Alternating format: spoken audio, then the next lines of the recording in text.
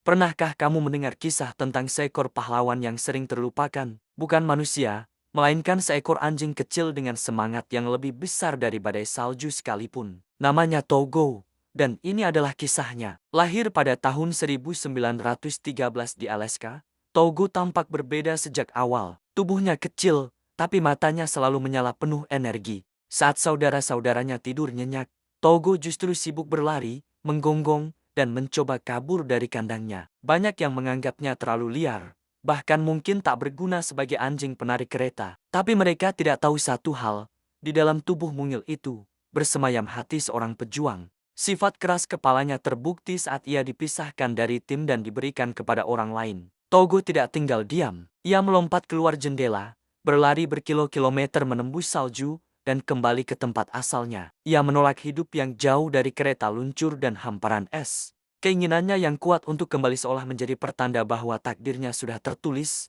di jalan yang panjang, dingin, dan penuh tantangan. Leonhard Sapala, pemiliknya, akhirnya sadar bahwa Togo bukan anjing biasa. Saat pertama kali diberi kesempatan menarik kereta, Togo langsung mengerti tugasnya. Ia berlari dengan kecepatan luar biasa, memahami komando tanpa banyak suara, dan membuktikan dirinya sebagai pemimpin alami. Sejak saat itu, Sapala tahu ia telah menemukan permata yang langka. Seiring berjalannya waktu, Togo tumbuh menjadi anjing penarik kereta paling kuat dan paling cerdas yang pernah dimiliki Sapala. Ia bukan sekadar penarik, ia adalah navigator ulung. Ia mampu mengatur anjing-anjing lain dalam tim, menentukan arah yang benar bahkan saat badai salju membutakan pandangan, dan tidak pernah sekalipun menunjukkan rasa takut. Dunia salju adalah rumahnya, angin dingin adalah temannya, dan kereta luncur adalah takdirnya. Ia tidak hanya bekerja keras, ia menikmati setiap detiknya. Puncak dari legenda Togo terjadi pada tahun ke-1925.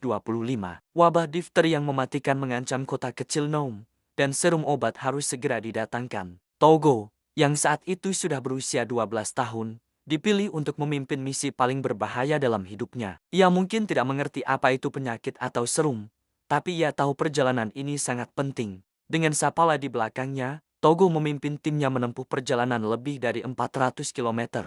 Mereka melewati badai Arktik yang dahsyat, melintasi lautan es yang retak dan nyaris menelan mereka hidup-hidup, serta menembus kegelapan malam yang penuh bahaya. Di tengah semua itu, Togo tidak pernah melambat. Ia memimpin dengan keberanian yang nyaris tak bisa dipercaya oleh manusia. Ketika mereka akhirnya tiba dengan selamat, Sapala tahu satu hal, tanpa Togo, serum itu tidak akan pernah sampai tujuan, dan banyak nyawa akan melayang. Setelah pengabdian panjang yang luar biasa, Togo akhirnya pensiun. Ia menghabiskan masa tuanya dengan damai, jauh dari badai salju dan perjalanan yang mengerikan.